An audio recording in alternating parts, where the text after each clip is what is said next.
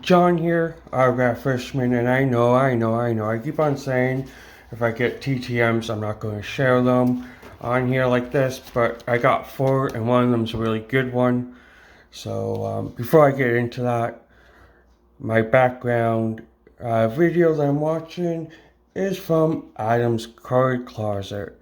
I figured a TTM episode deserves a TTM God. So I'll do them in this order. The last one, I know what it is, and I'm quite excited about it. So this one, all I can say is it's coming from Canada. So it could be pretty much anything. I'm going to take my time with it.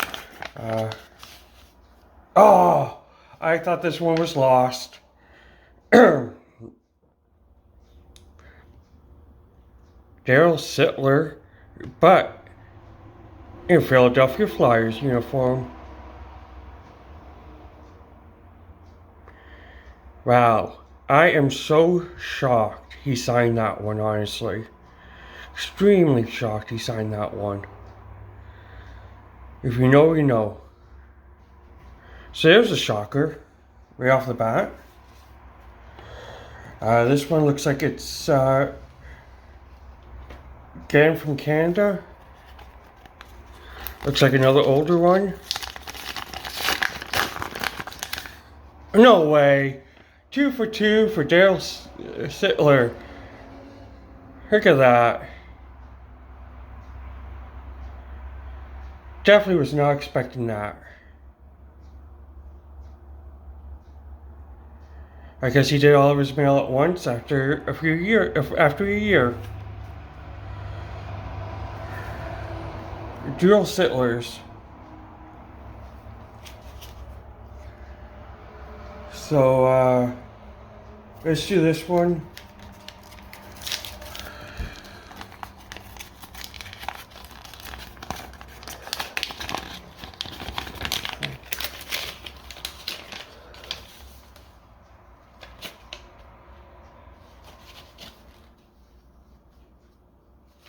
And it's one that I sent not that long ago.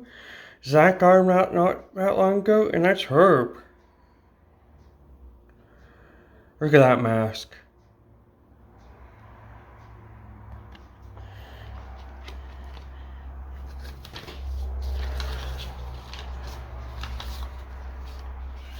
So, I'm going to do this last one, and then do some music at the end. But this one, yep, you know who that is. So, try not to rip it too bad. Very well packaged, of course.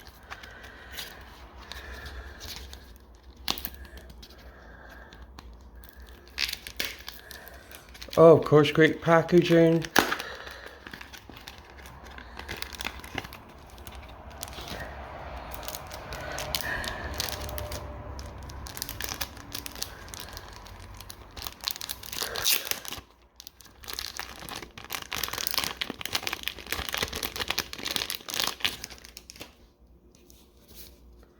Yep.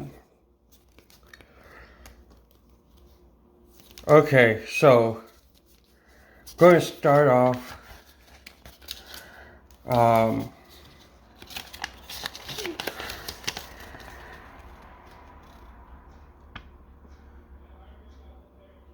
this is a few goodies for sending a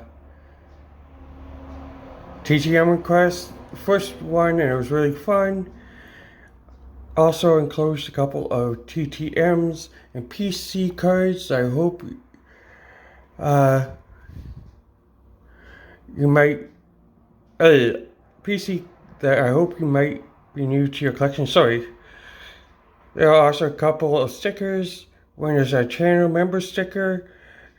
A little random, but so are we. Appreciate you jumping on the shenanigans. More importantly, a humble sticker that was created in Lisa Z's memory. As you know, we lost her in January, but her positivity in the community still can be found. I hope that you appreciate as recognition of your positive impact in the community. Thanks thanks for everything that you do to help make the community special. Okay, I know I was reading that off camera, but that's because it was hard to read. Now this focus. There we go. This is amazing. I love this sticker. So goes front and center. And you got this one.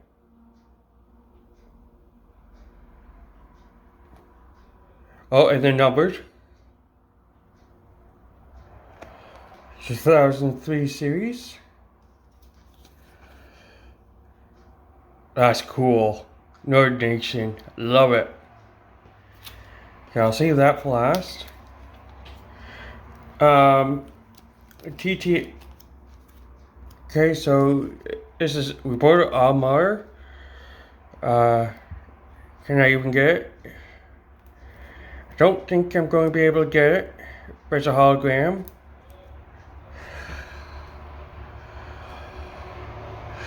I'll try it one more time, but you can somewhat see it, but anyway.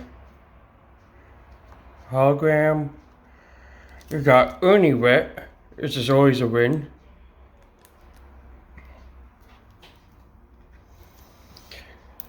Ken Hodge on my 91 Pro set that I needed. Going pot. I don't know how long that commercial was on for, but Ken Hodge.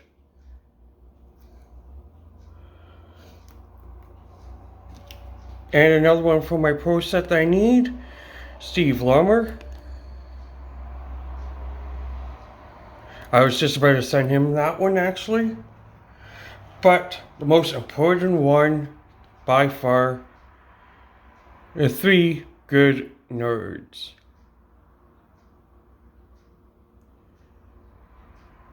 Beautiful.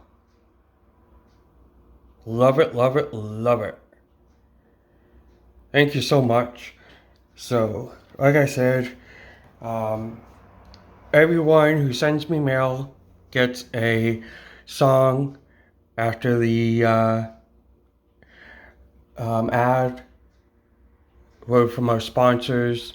Still can use the same word from our sponsors, but after word sponsors, you guys are getting a song, 2 versions of it. So, hope you enjoy. Bye for now.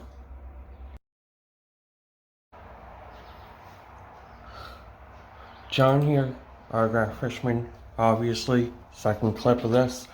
I wasn't going to add more mail to this video, but whenever you get something from Zach, you open it. So, background today is Callie and Jordan Squad. So, I got some mail here, kind of fills up the screen, but it won't last. This is a return to sender. Not sure who it is, but let's just take a look. Okay, so it's not a big loss. It's just Rich Cannon. So yeah. So let's get these off the screen because 2 TTMs. Let's do this one because it's a TTM. Saves that for last. And it's from my Don Ross, so it's always a win. And it's Rain Edwards. Oh, looks nice. Rain Edwards. Now, this, Zach did mention it, but yeah, I'm no idea what it is. So, Zach did mention that he's saying something, but yeah, no idea. So, thank you. He's sent that again. And, hey John.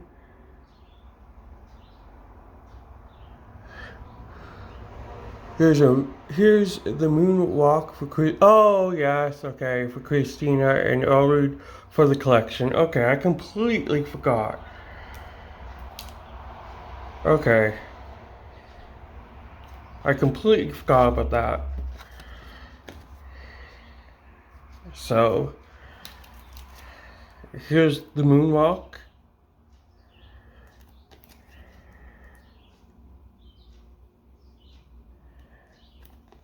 That's nice.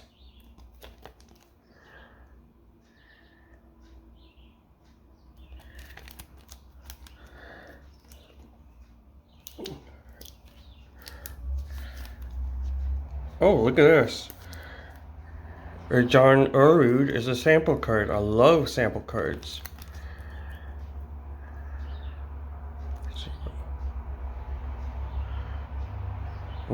Yeah, I remember them doing that for this year. For that year, 1994. It's a nice looking card. Well, thank you, Zach. And like any other person sending me mail, there will be a couple songs for you at the end of this. I'm probably going to do one for 3 Good Nerds, then you, Zach, then 3 Good Nerds, then you, Zach. So, I think if I get any more mail, I'll save it for the TTM crew first of the month, which is only a few days away. From when I'm recording this, it's a couple weeks, but still, I think I'll try to save anything, but I'm going to not schedule this yet. Keep it on my phone. Hopefully I don't lose it, but keep it on my phone just in case I get more mail from other channels. So yeah. So I think this is going to be a quick clip, but I have a possible TTM. Cheating a little bit, I can see through the envelope that it's Pro Set and it looks like a Calgary Flame. So yeah, I am kind of excited to see what it is. Oh yeah, we got a couple Pro Set, and it's Joel Otto. 91 Platinum. Joel Otto is always good for autographs. I have quite a few of his, but I want to get some Pro Set done of his. And then on the score, very underrated player.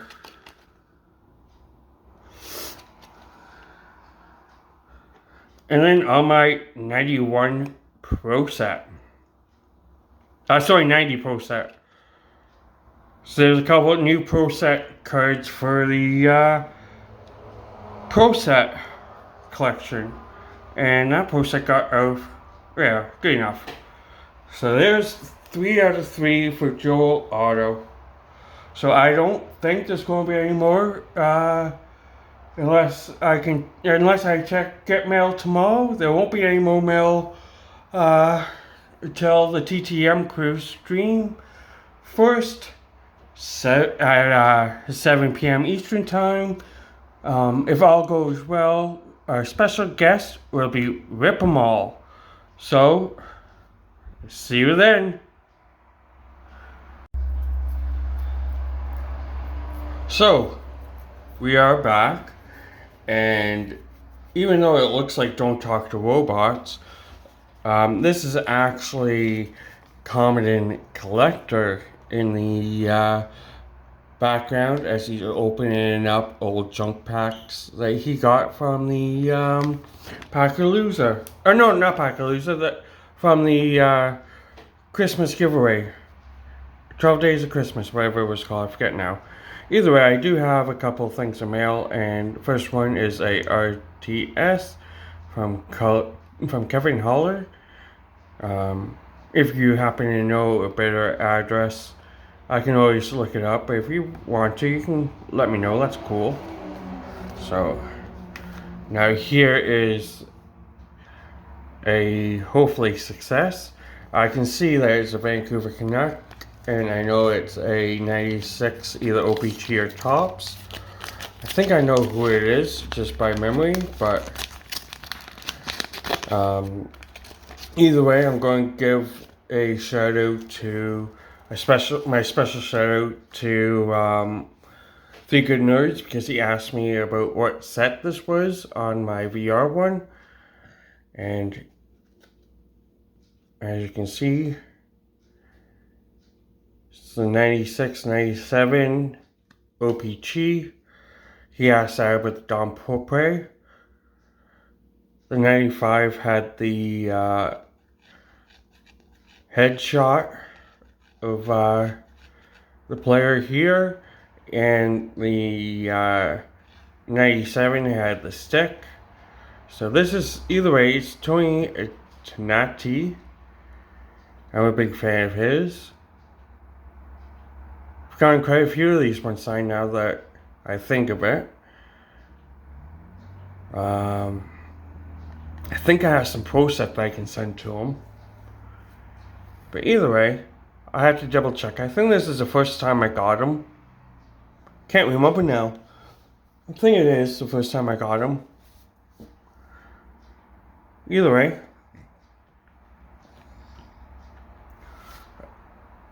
let me adjust it for a little bit. So yeah, enjoy.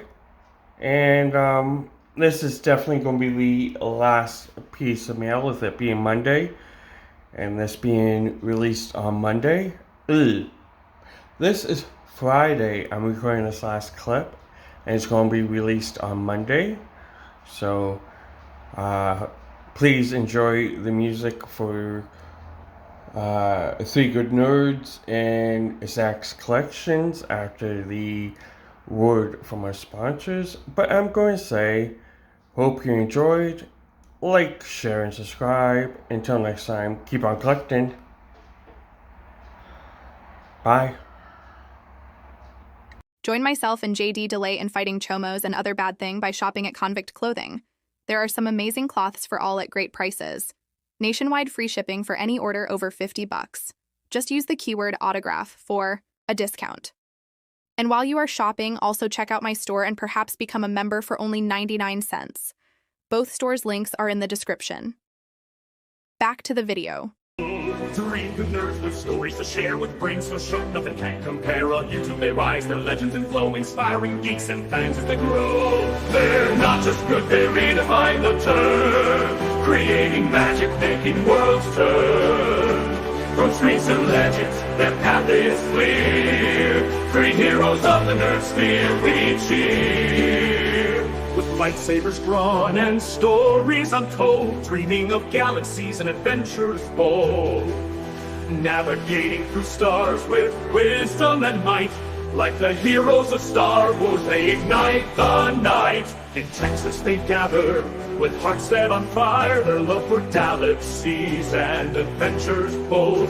Navigating through stars with wisdom and might, like the heroes of Star Wars, they ignite the night. In Texas they gather, with hearts set on fire, their love for Dallas stars, a passion that won't tire. With taxes defined by rangers and cowboys they play, three nerds in a realm where fandoms can sway, celebrating the spirit of their cherished teams, their journeys entwined in big Texas dreams. With jerseys they rally and passion they show, alongside their heroes, their spirits aglow. Autographs singers through the veil they chase, signatures gathered in a diligent race, with cards collected from across the land. Their treasure hunters, every note perfectly planned. Like no other, their passion burns bright. In the world of autographs they bring delight, a journey unbound by the limits of space, collectors of dreams in their endless embrace.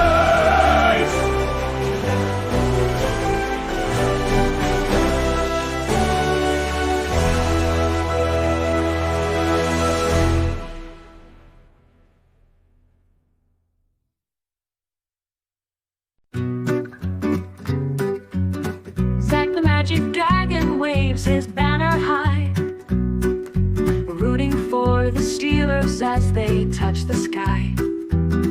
With loyalty unyielding, he cheers for the game. Zach loves the Penguins just the same. From the fields of baseball to icy hockey rinks, Zack stands behind his teams through every chink. He roars with glee whenever they score. Pittsburgh's pride forever, forevermore. Yet beyond the roar of the stadium crowds, Zack seeks out signatures standing tall and proud, collecting autographs from players he admires, their names penned in ink, fueling his desires. But it's not just the games that capture his heart. He's the king of oddball packs, setting him apart. Rare cards and treasures fill his binders with glee, trading in the world of unexplored fantasy. Most of all, Zack adores his old gum collection, each piece a relic deserving of reflection. The older the gum, the better it tastes, a sweet nostalgia that never goes to waste.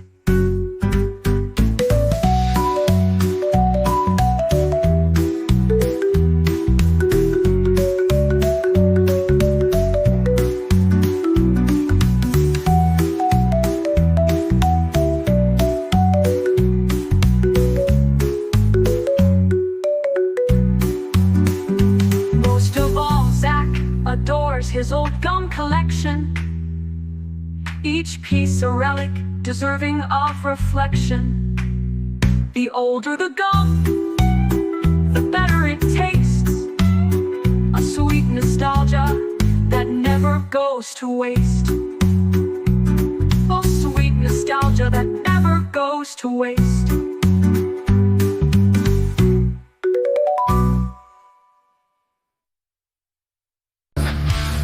Three good nerds with stories to share, with brains so sharp nothing can compare. On YouTube they rise, their legends and flow, inspiring geeks and fans as they grow. They're not just good, they redefine the term, creating magic, making worlds turn. From screens to legends, their path is clear. Three heroes of the nerd sphere, we cheer. With lightsabers drawn and stories untold, dreaming of galaxies and adventures bold, navigating through stars with wisdom and might. Like the heroes of Star Wars, they ignite the night. In Texas they gather with hearts set on fire. The left vanilla stars, a passion that won't tire. With taps that define the Rangers and Cowboys, they play. Three nerds in a realm where phantoms can't sway, celebrating the spirit of their cherished teams. Their journeys entwined in big Texas dreams. With jerseys they rally and passion they show, alongside their heroes their spirits aglow.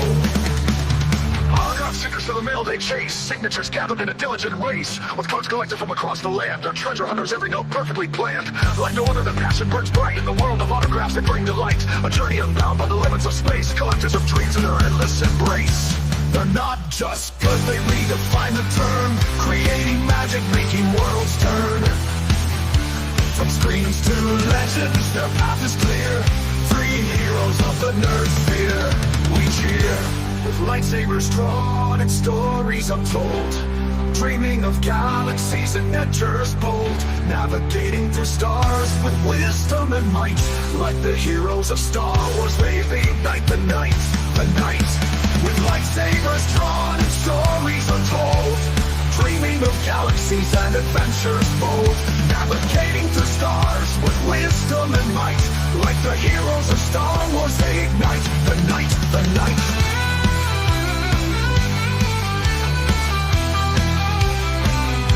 Like night, the night.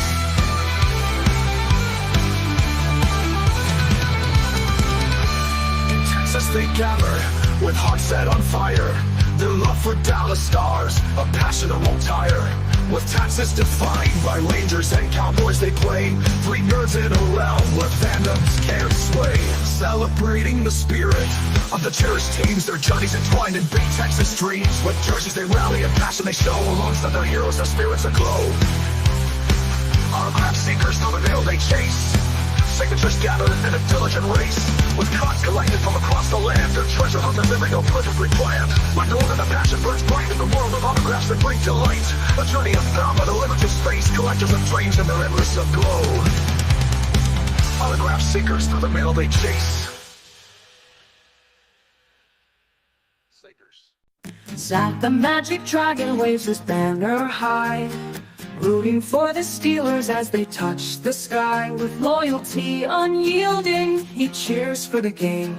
Zach loves the Penguins just the same.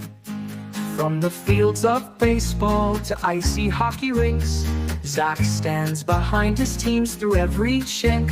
He roars with glee whenever they score. Pittsburgh's pride forever, forevermore. Yet beyond the roar of the stadium crowds, Zach seeks out signatures, standing tall and proud, collecting autographs from players he admires, their names penned in ink, fueling his desires. But it's not just the games that capture his heart. He's the king of oddball packs, setting him apart. Rare cards and treasures fill his binders with glee, trading in the world of unexplored fantasy. Most of all, Zach adores his old gum collection, each piece a relic deserving of reflection. The older the gum, the better it tastes, a sweet nostalgia that never goes to waste. Fruit of fruit of fruit of fruit of fruit of fruit, fruit of fruit of fruit of fruit of fruit of fruit.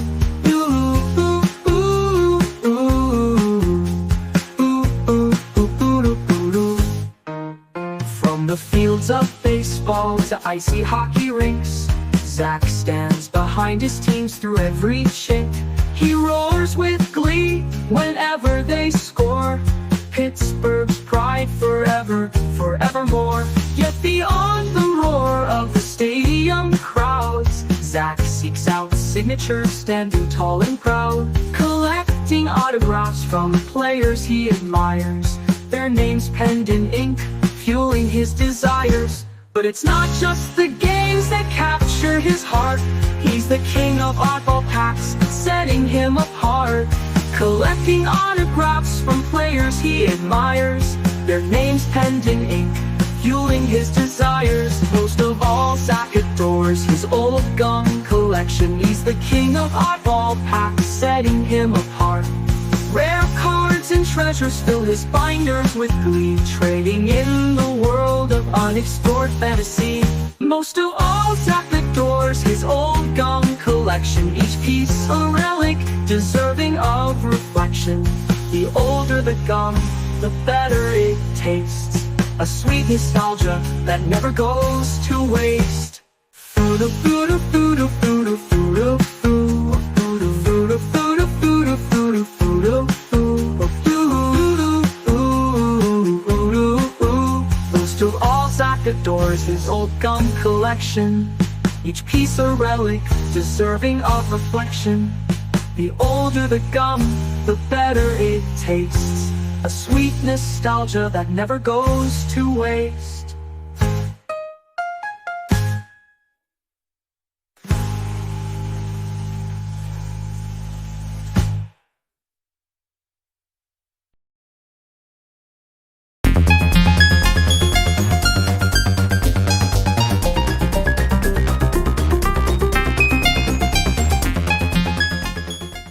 Hello, Autograph Fisherman here, and I have a player profile for you.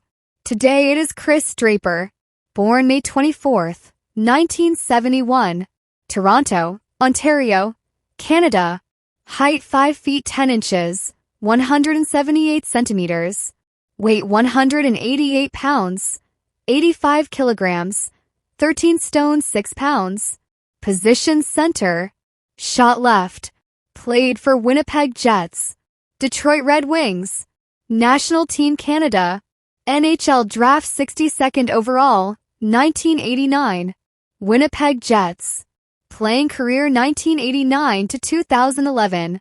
Christopher Bruce Chris Draper, born May 24th, 1971, is a Canadian former professional ice hockey player and current director of amateur scouting and assistant general manager for the Detroit Red Wings, the team which he played 17 seasons for during his 20-year National Hockey League playing career. Draper is a 4-time Stanley Cup champion, all with Detroit, a Frank J. Zelka Trophy winner, and has scored over 100 goals in his NHL career with the Red Wings. Draper was a member of the famous Grind Line in Detroit consisting of himself, Kirk Maltby, and either Joe Kosher or Darren McCarty. His 222 playoff games ranked him 10th of most career playoff games played. Playing career. Draper grew up in West Hill, Ontario, a neighborhood in the east end of Toronto, where he played minor ice hockey for the Don Mills Flyers of the MTHL. He played in the 1983 Quebec International Pee Wee Hockey Tournament with the Don Mills team and in the 1984 tournament with the Toronto Young Nationals. After attending De La Salle College in Toronto, he was selected by the Ontario Hockey League Windsor Spitfires in the 4th round of the 1988 OHL Priority Selection. Instead of reporting to Windsor, however, Draper elected to play for Team Canada. Drafted 62nd overall in the 1989 NHL entry draft by the original Winnipeg Jets, Draper did not see much NHL action in his early years. He is a rarity in that he played in the American Hockey League and NHL before playing junior in the OHL. After playing just 20 NHL games for the Jets in 4 seasons since he was drafted, he was traded to the Detroit Red Wings in 1993 in exchange for $1. Doug MacLean, the general manager of the Adirondack Red Wings at the time and a former Detroit Red Wings assistant, was responsible for the trade. Draper would quickly become a valuable fixture for Detroit, and he began his reputation as the $1 man, eventually becoming one of only 7 players, for others were longtime teammates, to play over 1,000 games in a Red Wings uniform. On May 29, 1996, during Game 6 of the Western Conference Finals of the 1996 Stanley Cup playoffs, Draper was checked from behind into the boards at the end of the player's bench by Colorado Avalanche player Claude Lemieux. The hit forced Draper face first into the dasher, the top edge of the boards, causing him to suffer a broken jaw, broken nose, broken cheekbone, and a concussion. After the game, when interviewed about the hit and the handshake line, Draper's teammate, Dino Ciccarelli, reacted and coldly remarked, "I can't believe I shook this guy's friggin' hand after the game. That pisses me right off." When the Wings and Avalanche met again on March 26, 1997, play was very physical between the two teams, and the existing animosity over the hit on Draper set off a massive brawl and hockey down, between the two teams. According to ESPN's E60 special Unrivaled, Draper has not yet forgiven Lemieux for the hit, nor has Lemieux reached out to apologize. Draper did not have a breakout season offensively until the 2003-04 season, when he scored 24 goals and 40 points, helping Detroit win the President's Trophy as the team with the highest regular season point total. In addition to his offensive contributions, Draper also won the Frank J. Zelka Trophy at season's end as the NHL's top defensive forward.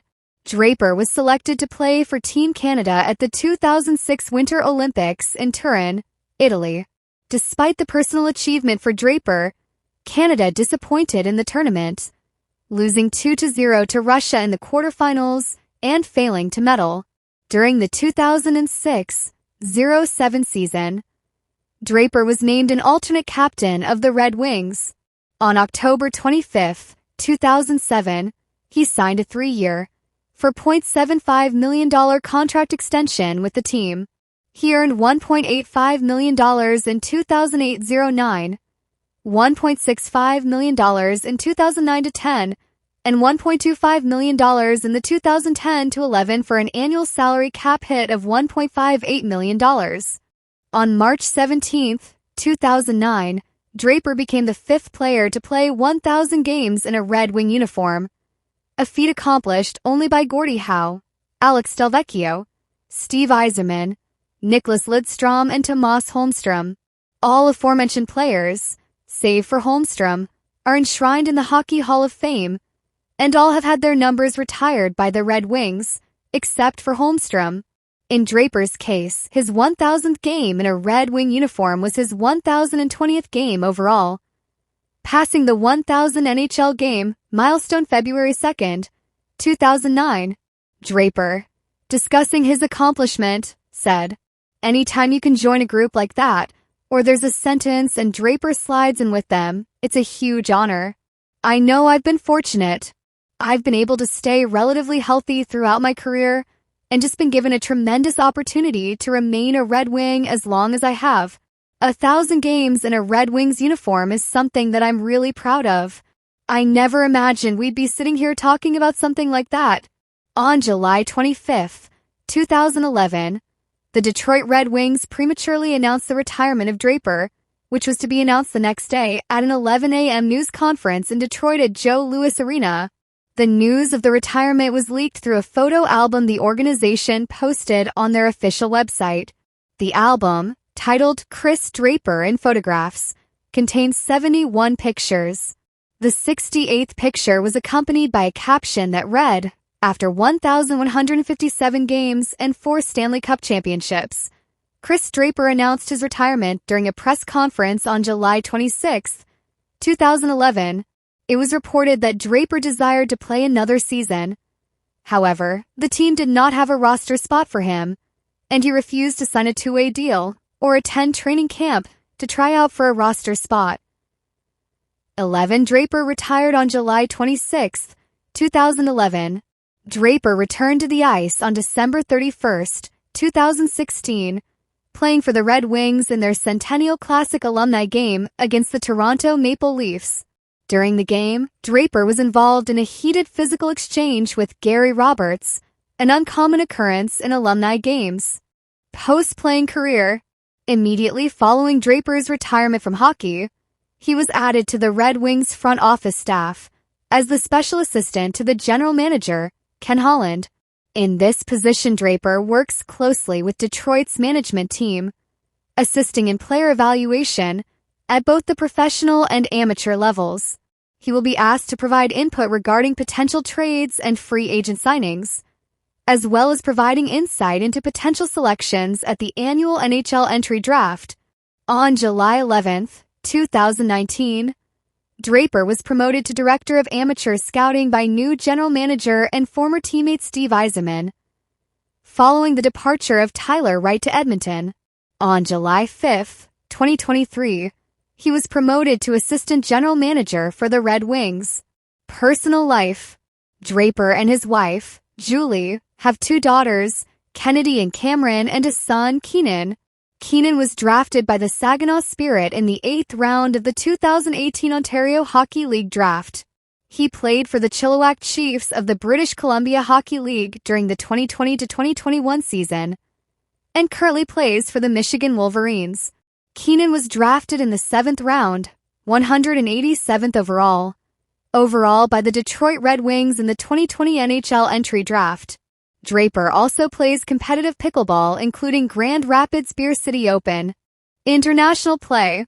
Draper participated in 8 international medal record, representing Canada.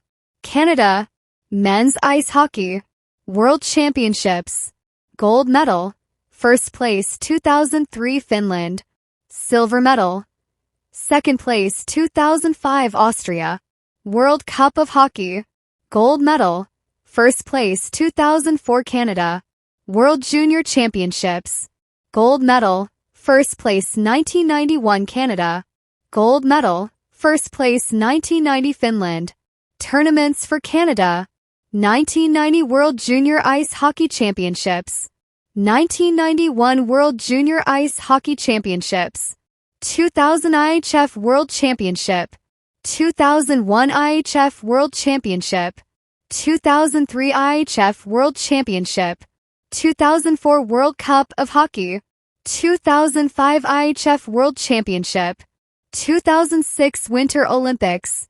He won the Stanley Cup in 1997, 1998, 2002, 2008 and the Frank J. Zelka Trophy in 2004. Well, that is another player profile. Hope you enjoyed. If you have any thoughts about Chris Draper, let me know in the comments. I like to read them. Please remember to like, share, and subscribe. As always, until next time, keep on collecting. Bye.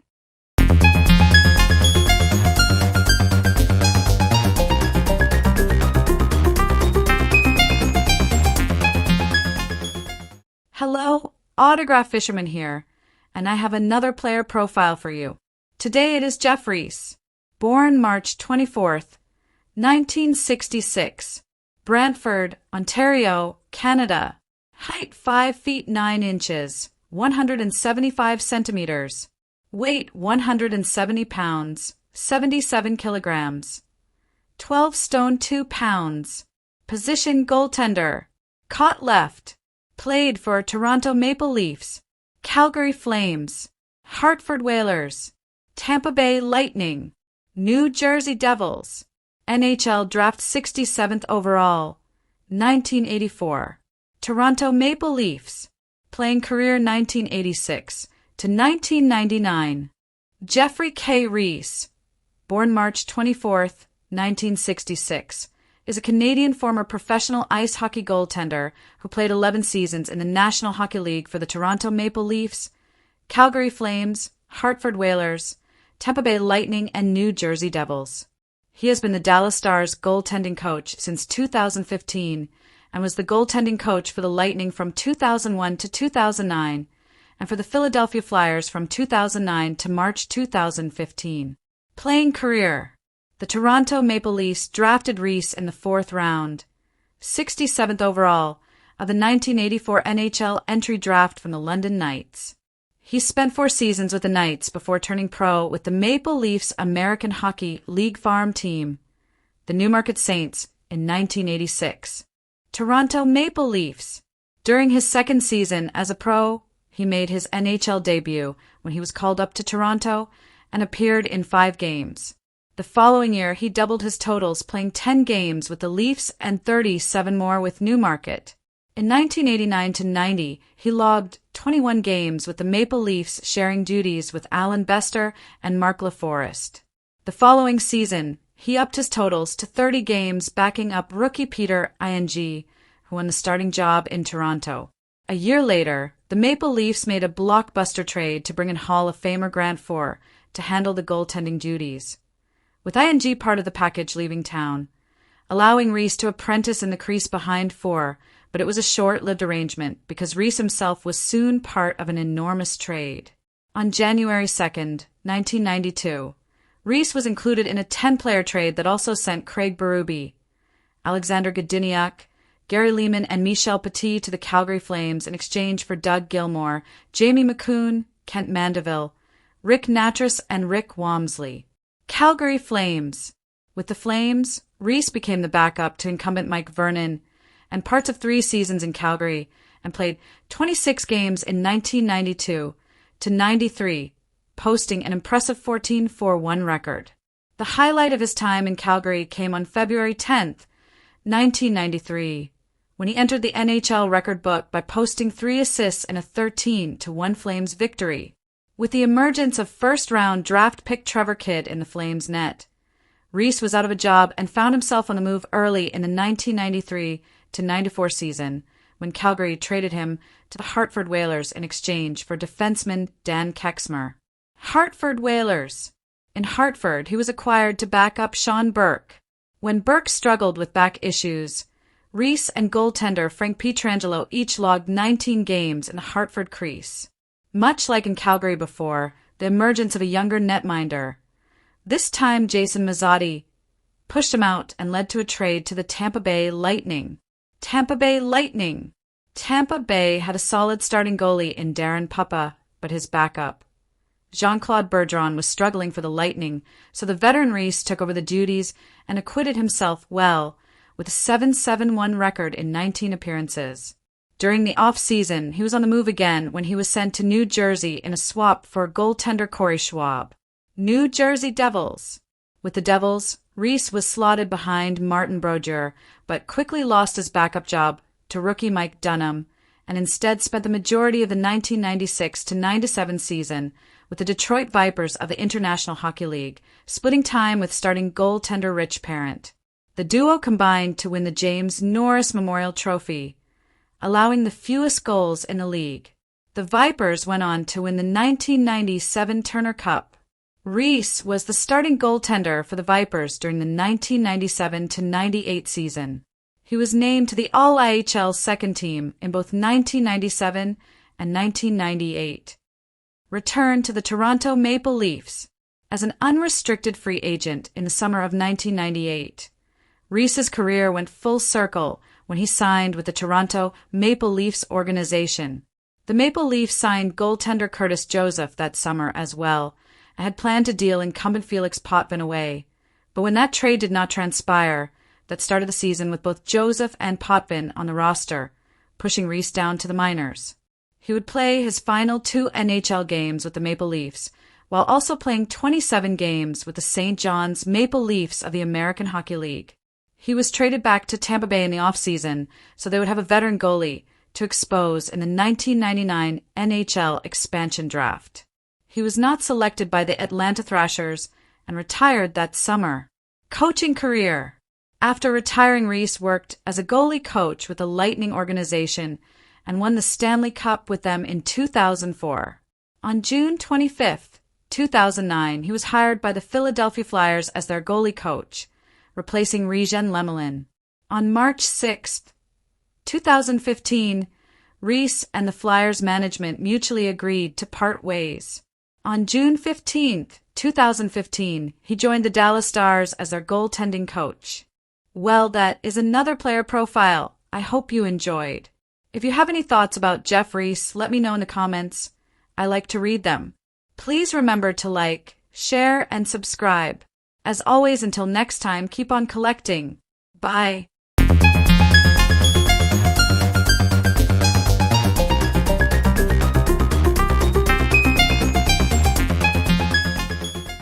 Hello, Autograph Fisherman here, and I have a player profile for you.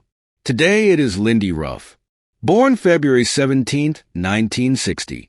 Warburg, Alberta, Canada. Height 6 feet 2 inches, 188 centimeters. Weight 201 pounds, 91 kilograms, 14 stone 5 pounds. Position defense / left wing. Shot left. Played for Buffalo Sabres. New York Rangers. Current NHL coach Buffalo Sabres. Coach for Dallas Stars. New Jersey Devils. NHL draft 32nd overall, 1979. Buffalo Sabres. Playing career 1979 to 1993. Coaching career 1993 present. Lindy Cameron Ruff, born February 17, 1960, is a Canadian professional ice hockey coach and former player who is a head coach for the Buffalo Sabres of the National Hockey League. Ruff was previously the head coach of the Sabres from 1997 to 2013, winning the Jack Adams Award in 2006, and has also served as head coach of the Dallas Stars and New Jersey Devils. During his playing career, Ruff played in the NHL for the Sabres and New York Rangers, the former of which he captained. Internationally, Ruff was an assistant coach for the Canadian national team at the 2010 and 2014 Winter Olympics, winning gold medals at both. Playing career. Ruff was chosen in the second round, 32nd overall, of the 1979 NHL entry draft by the Buffalo Sabres. He played for the Sabres and New York Rangers. Ruff gained a reputation as a player for his toughness, character, and hard work on the ice. An illustration of this came in a May 10, 1980, playoff game against the New York Islanders, when opposing goaltender Billy Smith struck Ruff with his stick as he passed in front of his net. Ruff got up, skated back to the goaltender, and tackled him. Ruff played most of his NHL career for the Sabres, serving as captain of the team for nearly 3 years. But he was traded to the Rangers at the 1989 NHL trade deadline in exchange for a draft pick. The Sabres would use that pick to select Richard Smellick, who would later play for several years under Ruff. Ruff played in 691 NHL games, scoring 105 goals and adding 195 assists for a total of 300 points. He also recorded 1,264 penalty minutes. In 52 playoff games, Ruff recorded 11 goals and 13 assists while accumulating 193 penalty minutes. Coaching career. Assistant coach. Ruff became assistant coach of the Florida Panthers for the 1993-94 season until the 1996-97 season. His greatest success as an assistant coach was with the 1995-96 Florida Panthers, who made it to the Stanley Cup Finals before losing to the Colorado Avalanche in a 4-game sweep. Buffalo Sabres' first tenure. Ruff was named the 15th head coach of the Buffalo Sabres on July 21st, 1997. He joined a long list of former Sabres players who eventually became Sabres head coaches: Floyd Smith, Bill Inglis, Craig Ramsey, Jim Schoenfeld, and Rick Dudley. He had immediate success in Buffalo, advancing to the Eastern Conference Finals in the 1997-98 season. In Ruff's second season as coach, the Sabres reached the 1999 Stanley Cup Finals before losing to the Dallas Stars in 6 games. The Stars' Brett Hull scored a goal deep into the third overtime. The following 2 seasons saw Ruff Sabres lose in the first round to the Philadelphia Flyers and the second round to the Pittsburgh Penguins, respectively. Buffalo missed the playoffs in the 3 seasons preceding the 2004-05 NHL lockout amidst the team's bankruptcy and financial problems caused by the Adelphia Communications corporate scandal. After the lockout, Ruff led the Sabres to back-to-back Eastern Conference Finals appearances only to lose to the Carolina Hurricanes in 2006 and the Ottawa Senators in 2007. Ruff was the longest-tenured coach in the NHL and was rewarded with a 3-year contract extension that had an option for a 4th season. Ruff is known for being blunt with the media. A well-known example of his bluntness was his comments regarding Toronto Maple Leafs player Darcy Tucker. In his post-game interview following a questionable hit on Johan Hecht that knocked the Sabres center out of the lineup for 2 weeks with a sprained ACL in the 2005-06 season, Ruff said, "I want him Tucker suspended." He also said, "I have not called the NHL office all year, and I will call them 10 times tomorrow." He called Tucker's hit an absolute joke. On April 5, 2006, Ruff became the 31st coach in NHL history to win 300 games, and just the 16th to do so with only 1 team. Ruff led the Sabres to their most successful regular season ever in 2006-07 with a 53-22-7 record for a total of 113 points. Ruff was a winner of the 2005-06 Jack Adams Award as Coach of the Year in the NHL. Tom Renney of the New York Rangers and Peter Laviolette of the Carolina Hurricanes were also nominated. Ruff won by 1 vote over then Cup-winning Coach Laviolette in what is the closest vote in the award's history. Ruff was again nominated for the Jack Adams Award in 2006-07. His nomination was the 2nd time he has been a finalist for Coach of the Year. Alain Vigneault of the Vancouver Canucks won the honor. Ruff placed second in voting with 126 points to Vigneault's 134. In February 2007, Ruff was fined $10,000 by the NHL after a brawl with the Ottawa Senators.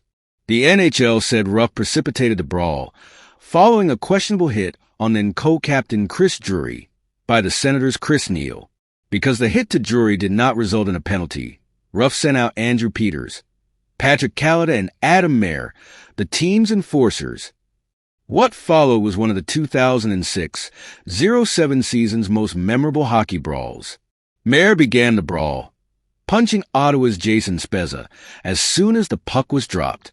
Peters tried to start a fight with Danny Heatley, who was reluctant to respond, at one point even hiding behind a linesman. The goaltenders also entered the fight, with Martin Byron challenging Ray Emery, and Ruff himself engaged in a prolonged shouting match with Senators head coach Brian Murray. A large contingent of Sabres fans attempted to raise money to pay the fine on Ruff's behalf. Ruff declined the fans' offer and had the money raised donated to charity. After a second-round playoff match against the New York Rangers on April 27, 2007, Ruff would be fined again by the NHL after harshly criticizing officials for an alleged missed too-many-men call against the Rangers, which might have given Buffalo a chance to tie the match in the closing minute. In the 2006-07 season, Ruff became the first Sabres coach to lead the team to back-to-back 50-win seasons, boasting the 5th best points percentage in the NHL since 1979. On October 15, 2008, Ruff became the 23rd coach in NHL history to win 400 games, and just the 7th to win 400 games for one team. Ruff was named as an associate coach for Canada, which won the gold medal at the 2010 Winter Olympics in Vancouver. On January 6, 2011, Ruff became only the 16th coach in NHL history to win 500 games, and just the second to win 500 games while only having coached one team. On January 8, 2011, Ruff became the winningest coach who only coached for one team in NHL history when the Sabres defeated the Phoenix Coyotes 2-1 in overtime. His 501st win behind the bench with the Sabres put him one ahead of Toe Blake, who coached to 500 wins with the Montreal Canadiens. Al Arbour won more games for the New York Islanders, but he also coached the St. Louis Blues early in his career. Along with Arbour, Billy Ray, and Barry Trotz, Ruff is one of just 4 coaches to coach 1,000 NHL games with a single team. On April 29, 2011, the Sabres announced Ruff had agreed to a multiple-year contract extension. On February 20th, 2013, the Sabres announced Ruff had been relieved of his coaching duties, ending his tenure as the NHL's longest active-serving coach with one team and second only to Greg Popovich in the 4 major sports in North America. Ron Ralston, head coach of the American Hockey League's Rochester Americans, was named as his replacement. Dallas Stars. On June 20th, 2013, the Dallas Stars announced they were in the process of hiring Ruff as head coach. This was also on the anniversary of the controversial defeat of the Sabres in the Stanley Cup Finals in 1999. On June 21st, 2013, the Stars announced Ruff would be their new head coach. In 2014, Ruff led the Stars to their first playoff appearance since 2008, but lost in the opening round to the Anaheim Ducks in 6 games. Ruff served as the head coach of the Central Division squad in the 2015-16 All-Star Game. On April 9, 2017, the Stars announced Ruff would not return as head coach for the 2017-18 season. New York Rangers. On July 10, 2017, it was announced Ruff was named as assistant coach of the New York Rangers. New Jersey Devils. On July 9, 2020, Ruff was named head coach of the New Jersey Devils. On January 28, 2021, Ruff coached his 1,500th game in the NHL as the Devils lost 3-1 to the Philadelphia Flyers. The Devils had been engaged in a rebuilding phase in the lead-up to Ruff's hiring, with the expectation that they would soon compete for the playoffs again. But the team continued to struggle during his first 2 seasons with the team, finishing near the bottom of the standings in each. The 2021-22 season had begun with some hopes based on off-season acquisitions and the maturation of young star players, but the team was plagued by injuries, using a franchise record 7 different goaltenders over its 82 games. Questions continued to surround Ruff's job security heading into the 2022-23 season, with some suspecting that the hiring of former Florida Panthers coach and Jack Adams Award finalist Andrew Brunette as an assistant coach presaged him replacing Ruff at some point in the season. After the Devils lost their first 2 games of the season in a manner much resembling the prior years, chants of "Fire Lindy" broke out at the Prudential Center. However, the team's fortunes changed rapidly, and by the end of October, they were embarking on a lengthy winning streak that would carry them into first place in the Metropolitan Division. On November 12th, after a 4-2 victory over the Arizona Coyotes, the team's 9th consecutive, the audience chanted "Sorry, Lindy." Ruff said afterwards, "I accept the apology, and maybe one day we can all sit down and have a beer and laugh about it." The team's winning streaking would ultimately extend to 13 games, equaling the franchise record. On November 26, 2022, Ruff became the 5th NHL coach to win 800 games after a 5-1 against the Washington Capitals. The Devils ultimately finished 3rd in the NHL and 2nd in their division with a 52-22-8 record. Ruff was again named a finalist for the Jack Adams Award. On May 17, 2023, Devils general manager Tom Fitzgerald announced that Ruff would be retained as team's head coach after his contract expired at the end of the 2022-23 season. On October 11, 2023, the Devils signed Ruff to a multi-year contract extension. On December 16, Ruff recorded his 850th NHL regular season win and passed Ken Hitchcock for fourth place in all-time NHL regular season wins. On March 4th, 2024, the Devils fired Ruff and replaced him with Travis Green on interim basis. Return to Buffalo. On April 22nd, 2024, Ruff was rehired as head coach of the Sabres, replacing Don Granato. Personal life. Ruff's younger brother, Brent Ruff, was one of 4 teammates killed in a bus crash while playing for the Swift Current Broncos in 1986. Another younger brother, Marty Ruff, was a first-round draft pick of the St. Louis Blues, but never appeared in an NHL game. An older brother, Randy Ruff, played and coached in junior hockey.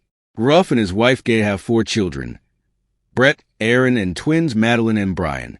The Ruff's primary residence is in Clarence, New York. So that is another player profile. I hope you enjoyed.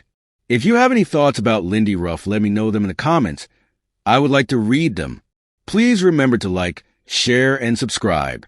As always, until next time, keep on collecting. Bye.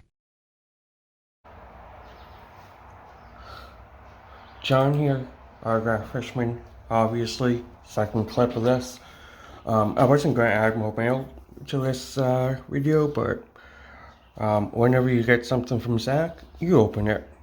So, background today is Callie and Jordan squad. So I got some mail here, kind of fills up the screen, but it won't last.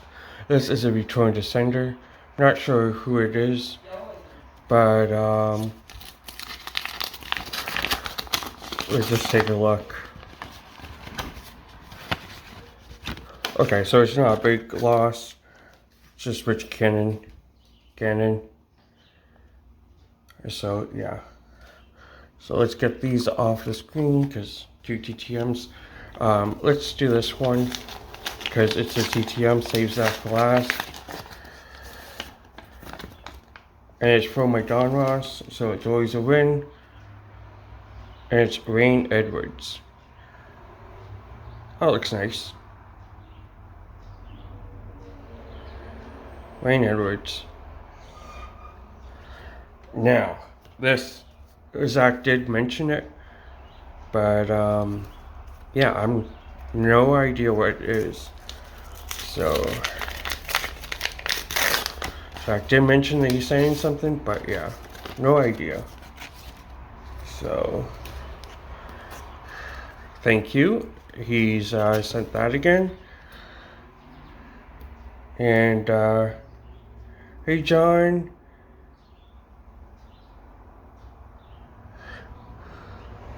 Here's the moonwalk for oh yes, okay, for Christina and Elrude for the collection. Okay, I completely forgot. Okay. I completely forgot about that.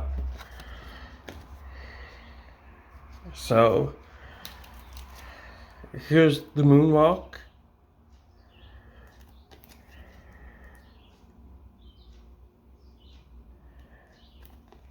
That's nice.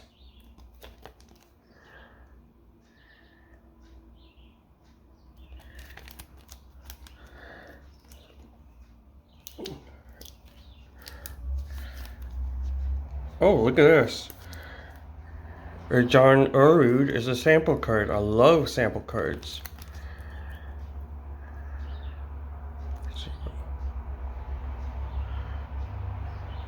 Yeah, I remember them doing that for this year. For that year, 1994. It's a nice looking card. Well, thank you, Zach. And like any other person sending me mail, there will be a couple songs for you at the end of this. I'm probably going to do one for 3 Good Nerds, then you, Zach, then 3 Good Nerds, then you, Zach. So,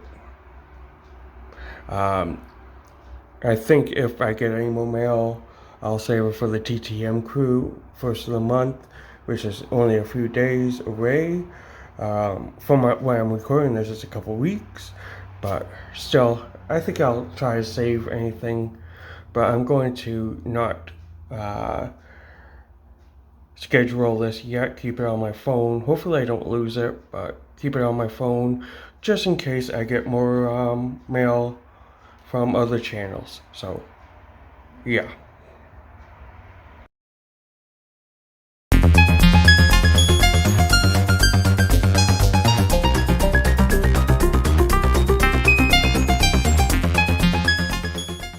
Welcome, Autograph Fisherman here, and I have another player profile for you.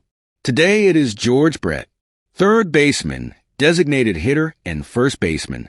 Born May 15, 1953, Glendale, West Virginia, U.S. Batted left, threw right. MLB debut, August 2, 1973, for the Kansas City Royals. Last MLB appearance, October 3rd, 1993, for the Kansas City Royals. MLB statistics. Batting average .305. Hits 3,154. Home runs 317. Runs batted in 1,596. Teams. Kansas City Royals, 1973 to 1993. Career highlights and awards.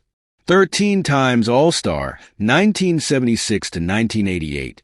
World Series champion, 1985. AL MVP, 1980. ALCS MVP, 1985. Gold Glove Award, 1985. 3-time Silver Slugger Award, 1980, 1985, 1988. 3 times AL Batting Champion, 1976, 1980, 1990. Kansas City Royals number 5 retired. Kansas City Royals Hall of Fame. Member of the National Baseball Hall of Fame. Induction 1999. Vote 98.2% first ballot. George Howard Brett, born May 15, 1953, is an American former professional baseball third baseman, designated hitter, and first baseman who played 21 seasons in Major League Baseball for the Kansas City Royals. Brett's 3,154 career hits are second most by any third baseman in Major League history, after only Adrian Beltre's 3,166 and rank 18th all-time. He is one of 5 players in MLB history to accumulate 3,000 hits, 300 home runs, and a career .300 batting average, the others being Hank Aaron, Willie Mays, Miguel Cabrera, and Stan Musial. He was inducted into the Baseball Hall of Fame in 1999 in his first year of eligibility, and is the only player in MLB history to win a batting title in 3 different decades. He was also a member of the Royals' 1985 World Series victory over the St. Louis Cardinals. Brett was named the Royals' interim hitting coach in 2013 on May 30th, but he stepped down from the position on July 25th in order to resume his position of Vice President of Baseball Operations. In 2015, he won his second World Series ring when the Royals won the series in 5 games over the New York Mets. Early life. Brett was born in Glendale, West Virginia, the youngest of 4 sons of a sports-minded family. Ken, the second oldest, became a major league pitcher who pitched in the 1967 World Series at age 19.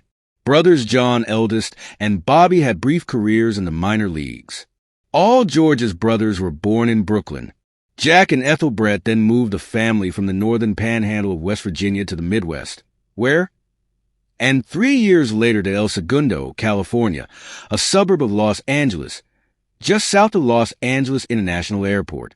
George grew up hoping to follow in the footsteps of his older brothers.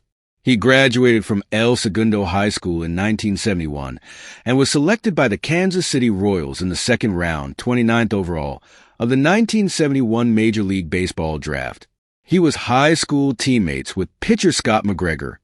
Playing career, minor leagues. Brett began his professional baseball career as a shortstop, but had trouble going to his right defensively and was soon shifted to third base. As a third baseman, his powerful arm remained an asset, and he remained at that spot for more than 15 years.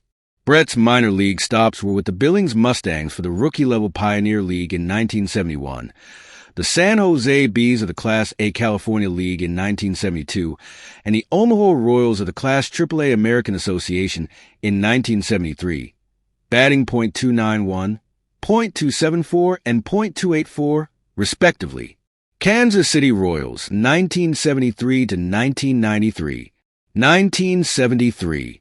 The Royals promoted Brett to the major leagues on August 2nd, 1973. He made his major league debut that day against the Chicago White Sox, going 1-4 as the starting third baseman. He played in 13 games and hit .125, 5.440. 1974. Brett won the starting third base job in 1974, but struggled at the plate until he asked for help from Charlie Lau, the Royals batting coach. Spending the All-Star break working together, Lau taught Brett how to protect the entire plate and cover up some holes in his swing that experienced big league pitchers were exploiting. Armed with this knowledge, Brett developed rapidly as a hitter and finished the year with a .282 batting average, 2 home runs and 47 RBI in 113 games. 1975 to 1979. Brett topped the .300 mark for the first time in 1975, hitting .308 with 11 home runs and 90 RBI in 159 games. He finished the season leading the league in hits, 195, and triples, 13. He then won his first batting title in 1976 with a .333 average, 7 home runs and 67 RBI in 159 games. The 4 contenders for the batting title that year were Brett and Royals teammate Hal McRae, and Minnesota Twins teammates Rod Carew and Lyman Bostock.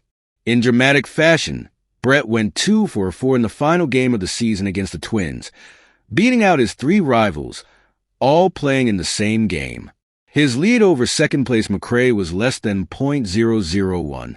Brett won the title when a fly ball dropped in front of Twins left fielder Steve Bry bounced on the Royals Stadium AstroTurf and over Bry's head to the wall. Brett circled the bases for an inside-the-park home run. McRae, batting just behind Brett in the lineup, grounded out, and Brett won his first batting title. From May 8th through May 13th, 1976, Brett had 3 or more hits in 6 consecutive games, a major league record. A month later, he was on the cover of Sports Illustrated for a feature article. 6 and made his first of 13 All-Star teams. The Royals won the first of 3 straight American League West Division titles, beginning a great rivalry with the New York Yankees, whom they faced in the American League Championship Series each of those 3 years. In the 5th and final game of the 1976 ALCS, Brett hit a 3-run homer in the top of the 8th inning to tie the score at 6. Only to see the Yankees' Chris Chambliss launch a solo shot in the bottom of the 9th to give the Yankees a 7-6 win. Brett finished second in American League MVP voting to Thurman Munson. A year later, Brett emerged as a power hitter, batting .312 while clubbing 22 home runs and recording 88 RBI in 139 games, as the Royals headed to another ALCS. In Game 5 of the 1977 ALCS, following an RBI triple, Brett slid into third and was called safe and was kicked in the head by Greg Nettles, after which Brett stood and threw a punch at Nettles, igniting a bench-clearing brawl.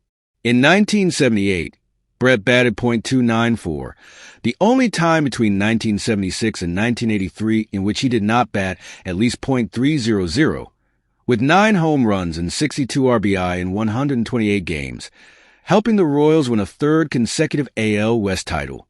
However, Kansas City once again lost to the Yankees in the ALCS, but not before Brett hit 3 home runs off Catfish Hunter in Game 3, becoming the second player to hit 3 home runs in an LCS game. Bob Robertson was the first, having done so in Game 2 of the 1971 NLCS. Brett followed with a successful 1979 season, in which he finished 3rd in AL MVP voting.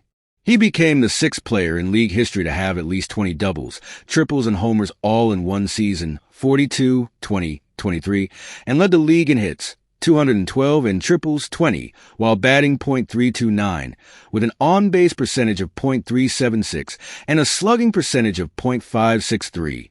1980. All these impressive statistics were just a prelude to 1980, when Brett won the American League MVP and batted .390, a modern record for a third baseman. Brett's batting average was at or above .400 as late in the season as September 19th, and the country closely followed his quest to bat .400 for an entire season, a feat which has not been accomplished since Ted Williams in 1941. Brett's 1980 batting average of .390 is second only to Tony Gwynn's 1994 average of .394. Gwynn played in 110 games and had 419 at-bats in the strike-shortened season, compared to Brett's 449 at-bats in 1980, for the highest single-season batting average since 1941. Brett also recorded 118 runs batted in, while appearing in just 117 games. It was the first instance of a player averaging 1 RBI per game in more than 100 games since Walt Dropo 30 seasons prior. He led the American League in both slugging and on-base percentage. Brett started out slowly, hitting only .259 in April. In May, he hit .329 to get his season average to .301. In June, the 27-year-old third baseman hit .472, 17-436, to raise his season average to .337, but played his last game for a month on June 10th, not returning to the lineup until after the All-Star break on July 10th, due to him tearing a ligament in his foot while trying to steal second. In July, after being off for a month, he played in 21 games and hit .494, 42-485. Raising his season average to .390. Brett started a 30-game hitting streak on July 18th, which lasted until he went 0-4-3 on August 19th. The following night, he went 3-4-3. During those 30 games, Brett hit .467, 57-4-122. His high mark for the season came a week later, when Brett's batting average was at .407 on August 26th, after he went 5-4-5 on a Tuesday night in Milwaukee. He batted .430 for the month of August, 30 games, and his season average was at .403 with 5 weeks to go. For the 3 hot months of June, July, and August 1980, Brett played in 60 American League games and hit .459, 111 for .242, most of it after a return from a month-long injury. For these 60 games, he had 14 home runs and 69 RBI. Brett missed another 10 days in early September and hit just .290 for the month. His average was at .400 as late as September 19th, but he then had a 4-4-27 slump, and the average dipped to .384 on September 27th with a week to play. 14 for the final week, Brett went 10-4-19, which included going 2-4-4 in the final regular season game on October 4th. His season average ended up at .390, 175 hits in 449 at-bats equals .389755, and he averaged more than 1 RBI per game. Brett led the league in both on-base percentage, .454, and slugging percentage, .664. On his way to capturing 17 of 28 possible first-place votes in the MVP race. Since Al Simmons also batted .390 in 1931 for the Philadelphia Athletics, the only higher averages subsequent to 1931 were by Ted Williams of the Red Sox, .406 in 1941, and Tony Gwynn of the San Diego Padres, .394 in the strike-shortened 1994 season. More importantly, the Royals won the American League West and would face the AL East champion New York Yankees in the ALCS. 1980 postseason. During the 1980 postseason, Brett led the Royals to their first American League pennant, sweeping the playoffs in 3 games from the rival Yankees who had beaten KC in the 1976, 1977, and 1978 playoffs. During Game 2 of the 1980 ALCS, Willie Randolph was on first base in the top of the 8th with 2 outs and the Royals up by just 1 run. Bob Watson hit a ball to the left field corner of Royal Stadium. The ball bounced right to Willie Wilson, but Wilson was not known for having a great arm, and third base coach Mike Ferraro waved Randolph home. Wilson overthrew UL Washington, the cutoff man, but Brett was in position behind him to catch the ball, then throw to Darrell Porter, who tagged out Randolph in a slide. TV cameras captured a furious George Steinbrenner fuming immediately after the play. The Royals won 3-2. Brett claimed after the game that he had deliberately positioned himself to cut off the throw in case Washington missed it, but Tommy John of the Yankees disagreed. thinking that if Brett had been backing up Washington, he would have been between shortstop and home plate, not over behind third base.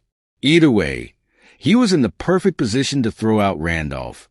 In Game 3, Brett hit a ball well into the third deck of Yankee Stadium off Yankees' closer Goose Gossage.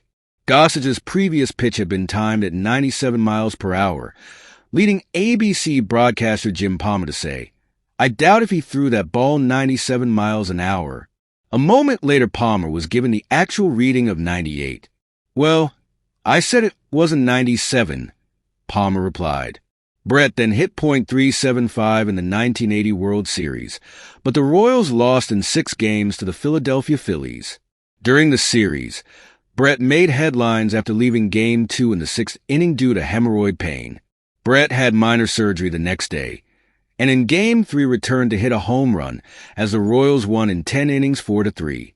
After the game, Brett was famously quoted, "My problems are all behind me." In 1981, he missed 2 weeks of spring training to have his hemorrhoids removed. 1981. On May 14, 1981, Brett hit UPI photographer Tom Graylish in the head with a crutch while Graylish was photographing him after a loss at Royal Stadium.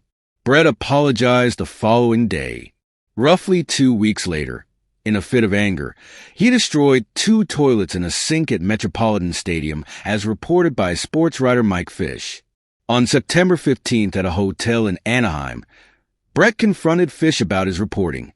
Brett pushed reporter Janice Carr and had to be restrained by teammates Willie Wilson and Greg Keatley. Police were called, but no arrests were made. Pine Tar Incident. On July 24, 1983, in a game against the Yankees at Yankee Stadium, Brett hit a 2-run homer off Goose Gossage in the top of the 9th inning with 2 out to put the Royals up 5-4. After the home run, Yankees manager Billy Martin cited to the umpires a rule stating that any foreign substance on a bat could extend no further than 18 inches from the knob. The umpires measured the amount of pine tar, a legal substance used by hitters to improve their grip on Brett's bat. The pine tar extended about 24 inches, leading home plate umpire Tim McClellan to signal Brett out and end the game as a Yankees win. An enraged Brett charged out of the dugout directly toward McClellan, forcing the 2 umpires and Royals manager Dick Hauser to physically restrain him. The Royals quickly issued a challenge to the outcome. It was upheld by American League President Lee MacPhail, who ruled that while the bat should have been excluded from future use, the home run should not have been nullified. Amid much controversy, the game was resumed on August 18, 1983, from the point of Brett's home run and ended with a Royals win. 1985. In 1985, Brett had another brilliant season in which he helped propel the Royals to their 2nd American League championship. He batted .335 with 30 home runs and 112 RBI in 155 games, finishing in the top 10 of the league in 10 different offensive categories. Defensively, he won his only Gold Glove, which broke Buddy Bell's 6-year run of the award, and finished 2nd in American League MVP voting to Don Mattingly. In the final week of the regular season, he went 9-4-20 at the plate with 7 runs, 5 homers, and 9 RBI in 6 crucial games, 5 of them victories, as the Royals closed the gap and won the division title at the end. He was MVP of the 1985 playoffs against the Toronto Blue Jays with an incredible Game 3. With KC down in the series 2-0, Brett went 4-for-4, homering in his first 2 at-bats against Doyle Alexander, and doubled to the same spot in right field in his 3rd at-bat, leading the Royals' comeback. Brett then batted .370 in the World Series against the St. Louis Cardinals, including a 4-hit performance in Game 7. The Royals again rallied from a 3-1 deficit to become World Series champions for the first time in their history. 1986 to 1993. In 1988, Brett moved across the diamond to first base in an effort to reduce his chances of injury and had another top-notch season with a .306 average, 24 home runs and 103 RBI in 157 games. But after batting just .282 with 12 homers and 80 RBI in 124 games the next year, it looked like his career might be slowing down.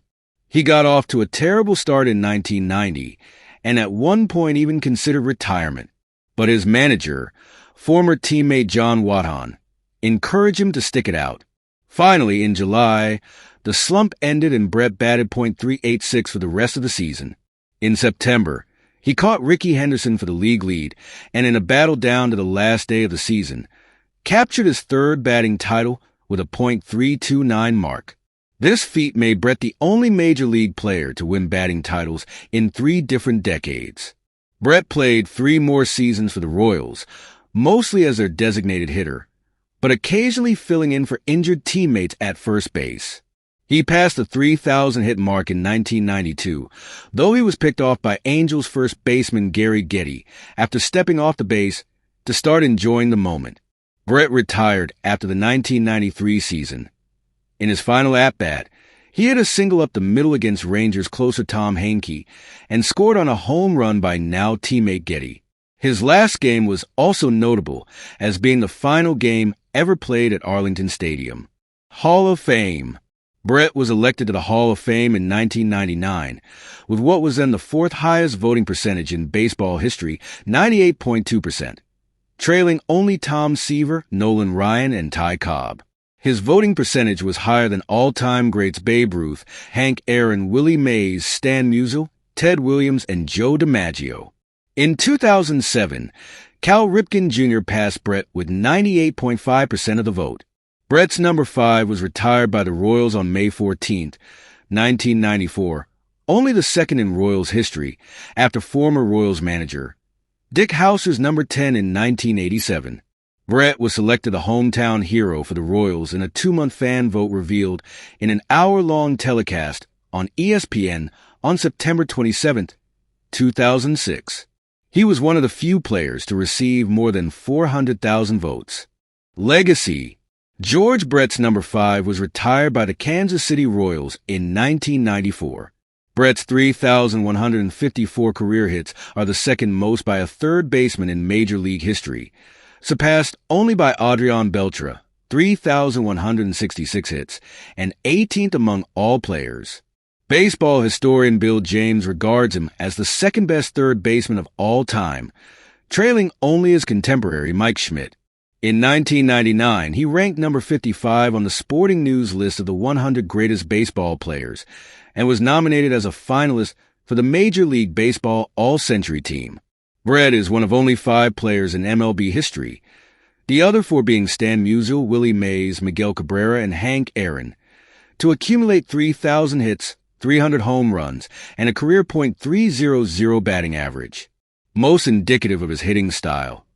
Brett is 7th on the career doubles list with 665, trailing only Tris Speaker, Pete Rose, Stan Musial, Ty Cobb, Albert Pujols, and Craig Biggio. Brett was a highly effective hitter in the postseason. In 43 postseason games, including 2 World Series, 1980-1985, he batted .337, 56, 4-166, with 10 home runs and 23 RBI. A photo in the July 1976 edition of National Geographic showing Brett signing baseballs for fans with his team's name emblazoned across his shirt was the inspiration for New Zealand singer-songwriter Lord's 2013 song Royals, which won the 2014 Grammy Award for Song of the Year. Brett was inducted into the Missouri Sports Hall of Fame in 1994. Brett was inducted into the Kansas Sports Hall of Fame in 2017. The Mendoza Line. Main article, Mendoza Line. Brett is credited with popularizing the phrase the Mendoza Line, which is used to represent a sub-.200 batting average, historically regarded as unacceptable at the major league level. It derives from shortstop Mario Mendoza, a career .215 hitter who finished below .2005 times in his 9 seasons in the big leagues, including .198 the year the term is claimed to have been coined by a pair of his teammates in Tom Paciorek and Bruce Bochy in 1979. Brett referred to the Mendoza Line in an interview, which was picked up by ESPN baseball anchor Chris Berman and then expanded into the world of SportsCenter. Post-baseball activities. Brett in February 2009. Following his playing career, Brett became a vice president of the Royals and has worked as a part-time coach, as a special instructor in spring training, as an interim batting coach, and as a roving instructor helping minor league prospects develop. He also runs a baseball equipment and glove company named Brett Brothers with brothers Bobby and, until his death in 2003, Ken. He has also lent his name to a restaurant on the Country Club Plaza in Kansas City, Missouri. In 1998, Brett worked as a color analyst on regional Fox Saturday baseball telecasts. Brett has continued to raise money for amyotrophic lateral sclerosis, ALS, commonly known as Lou Gehrig's disease. Brett started to raise money for the Keith Worthington chapter during his playing career in the mid-1980s. Brett and his dog Charlie appeared in a PETA ad campaign, encouraging people not to leave their canine companions in the car during hot weather. He also threw out the ceremonial first pitch to Mike Napoli at the 2012 Major League Baseball All-Star Game. On May 30th, 2013, the Royals announced that Brett and Pedro Grifol would serve as batting coaches for the organization. On July 25, 2013, the day following the 30th anniversary of the Pine Tar incident, the Royals announced that Brett would serve as vice president of baseball operations. In 2015, Brett was the National Baseball Hall of Fame recipient of the Bob Feller Act of Valor Award for his support of current and former service members of the United States military. Brett appeared as himself in the ABC sitcom Modern Family on March 28, 2018, alongside main cast member Eric Stonestreet, a Kansas City native and Royals fan, whose character on the show is also an avid fan. Brett appeared as himself in the Brockmire episode Player to be Named Later, in which he is dating Jules, Amanda Peet, much to Brockmire's despair. In the episode Low and Away, Jules informs Brockmire that she and her now-husband Brett are getting a divorce. Series creator Joel Church Cooper said in a statement, "When I created a show about a fake Kansas City legend, Jim Brockmire, I thought it only appropriate to have him worship the biggest Kansas City legend of them all, George Brett. He is also a recurring guest on the podcast Pardon My Take, which is presented by Barstool Sports." Team ownership. In 1998, an investor group headed by Brett and his older brother Bobby made an unsuccessful bid to purchase the Kansas City Royals. Brett is the principal owner of the Tri-City Dust Devils, the single-A affiliate of the Los Angeles Angels. He and his brother Bobby also co-own the Rancho Cucamonga Quakes, a Los Angeles Dodgers single-A partner, and lead ownership groups that control the Spokane Chiefs of the Western Hockey League and the West Coast League's Bellingham Bells. Personal life.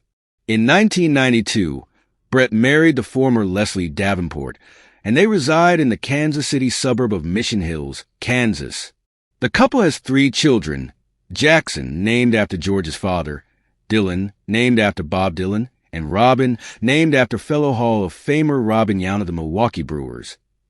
Well, that was another player profile. Hope you enjoyed. If you have any thoughts about George Brett, let me know in the comments. I like to read them. Please remember to like, share, and subscribe. As always, until next time, keep on collecting. Bye.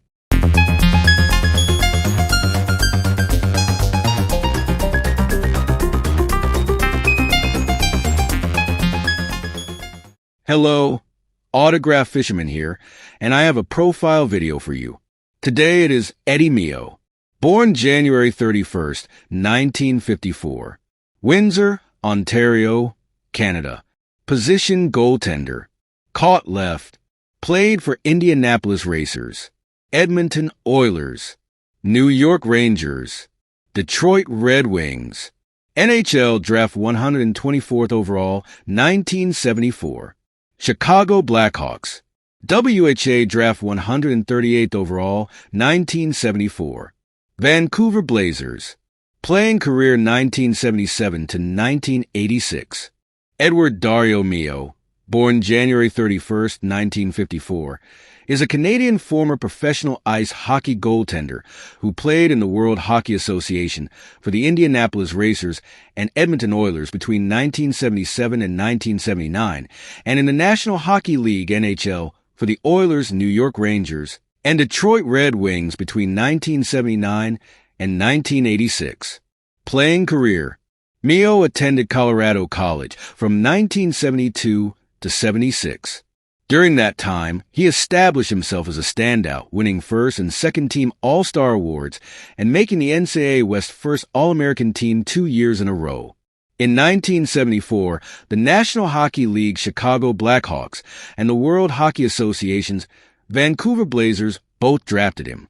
He played for neither club, winning his way instead to the minor leagues with the Tidewater Sharks, Erie Blades, and Hampton Gulls until he surfaced with the Indianapolis Racers of the WHA.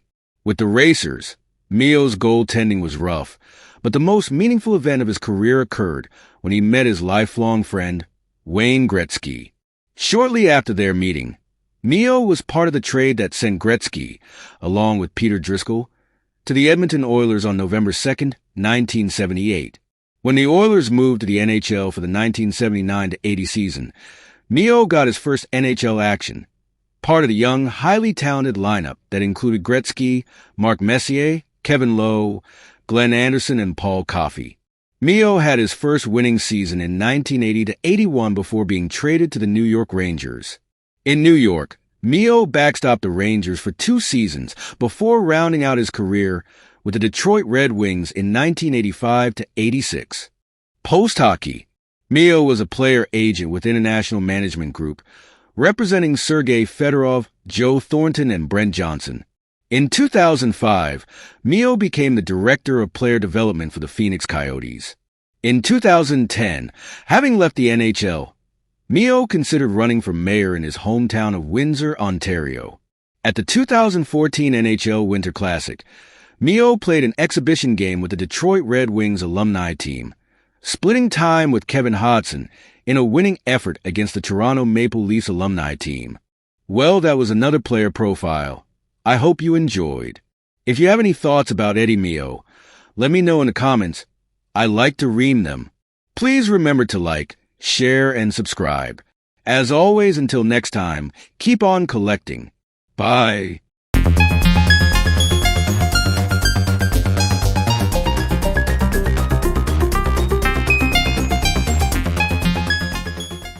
Hello, Autograph Fisherman here, and I have a profile video for you. Today at Jack McKeon, manager, born November 23, 1930, South Amboy, New Jersey, U.S. Batted right, through right, MLB debut, April 6, 1973, for the Kansas City Royals. Last MLB appearance, September 28, 2011, for the Florida Marlins. MLB statistics. Games managed 2,042. Managerial record 1,051, win 990 lose. Winning percent .515 teams. Kansas City Royals 1973 to 1975. Oakland Athletics 1977-1978. San Diego Padres 1988 to 1990. Cincinnati Reds 1997 to 2000. Florida Marlins 2003 to 2005, 2011. Career highlights and awards. World Series champion 2003. 2 times NL Manager of the Year 1999, 2003. San Diego Padres Hall of Fame. John Aloysius McKeon, born November 23, 1930, nicknamed Trader Jack, is an American former Major League Baseball manager and front office executive. In 2003, at age 72, he won a World Series as manager of the Florida Marlins. 2 full seasons removed from his previous managing job, McKeon had begun the 2003 season in retirement, but on May 11th, he was induced to return to uniform to replace Jeff Torborg as the Marlins skipper. The team was 16-22 and in next to last place in the National League East Division. Described upon his hiring by Marlins general manager Larry Bienfest as a resurrection specialist, McKeon led the Marlins to a 75-49 win loss record, a wild card berth, victories over the San Francisco Giants and Chicago Cubs in the National League Divisional and Championship Series playoffs, and then a 6-game World Series triumph over the New York Yankees. He remained at the helm of the Marlins through 2005, then retired at age 74. In 2011, He took over the Marlins on June 20th for a second time as interim manager following the resignation of Edwin Rodriguez and served out the season. In so doing, he became, at 80, the second oldest manager in big league history, behind only Connie Mack. He retired again at the end of the season with a career managerial record of 1.051, 990, 1.515. McKeon previously managed the Kansas City Royals, 1973 to 1975, Oakland Athletics, parts of both 1977 and 1978, San Diego Padres, 1988 to 1990, and Cincinnati Reds, 1997 to 2000. From July 7, 1980, through September 22, 1990, he served as the general manager of the Padres, assembling the team which won the 1984 National League pennant, the first in franchise history. Early life and education. Born and raised in South Amboy, New Jersey, McKeon attended St. Mary's High School, later renamed as Cardinal McCarrick High School. He played baseball for the College of the Holy Cross and also attended Seton Hall University and Elon College, earning a Bachelor of Science degree in physical education. Career. Minor league player and manager. McKeon was a 5 feet 8 inches, 1.73 meters, 195 pounds, 88 kilograms, catcher who threw and batted right-handed. He spent his entire early professional career, 1949 to 64, in the minor leagues. He became a playing manager in 1955 at age 24, and then worked in the farm system of the original, modern-era Washington Senators franchise and its successor, the Minnesota Twins, handling AAA assignments for the Vancouver Mounties, 1962, Dallas-Fort Worth Rangers, 1963, and Atlanta Crackers, opening day through June 21, 1964. McKeon then scouted for the Twins starting in mid-1964 before joining the Royals in 1968, 1 year before their major league debut, as skipper of their class a High Point Thomasville farm team, where he won the Carolina League playoff championship. He led their AAA affiliate, the Omaha Royals of the American Association, from its founding in 1969 through 1972 and won 2 league titles. Manager of Royals and Athletics. McKeon, then 42, was promoted to manager of the Kansas City Royals for 1973, succeeding Bob Lemon. The 1972 Royals had gone a disappointing 76 to 78 during the strike-shortened season and moved into brand-new Royals Stadium in 1973. Paced by the slugging of first baseman John Mayberry, an all-star performance from centerfielder Amos Otis, and the 20-win season of left-hander Paul Splitorf, McKeon's 1973 club finished with a record of 88 wins and 74 losses for a .543 winning percentage. It was the best record yet compiled by the 5-year-old franchise, 6 games behind the eventual world champion Oakland Athletics in the AL West, and the 4th best mark in the American League. The 1973 Royals also saw the mid-August call-up of 20-year-old George Brett, the future Hall of Famer. But the 1974 Royals could not sustain that momentum and finished 77 to 85.475, next to last in the AL West. McKeon's relationship with some of the players soured late in the campaign after his demand that hitting coach Charlie Lau be relieved of his duties resulted in the latter's reassignment to the minor leagues. 2 months after primary starting pitcher Steve Busby threatened to quit the team, McKeon was fired and replaced by California Angels third base coach Whitey Herzog on July 24, 1975. At the time, the Royals were in second place, but trailed the defending and eventual division champion Athletics by 11 games. Herzog led Kansas City to 3 successive AL West titles, 1976 to 78, and in the 1980s, he would become one of McKeon's trading partners when both were general managers in the National League. McKeon spent 1976 back in the minor leagues as skipper of the Richmond Braves of the International League. At season's end, he was named to succeed Chuck Tanner as manager of the 1977 Oakland Athletics during a time when meddlesome team owner Charlie Finley was trading away veteran talent in anticipation of free agency. Nevertheless, McKeon had led the stripped-down 1977 A's to a respectable 26 to 27 mark by June 8th, only 6 games out of first place in the AL West, when Finley shocked baseball by replacing him with Bobby Winkles.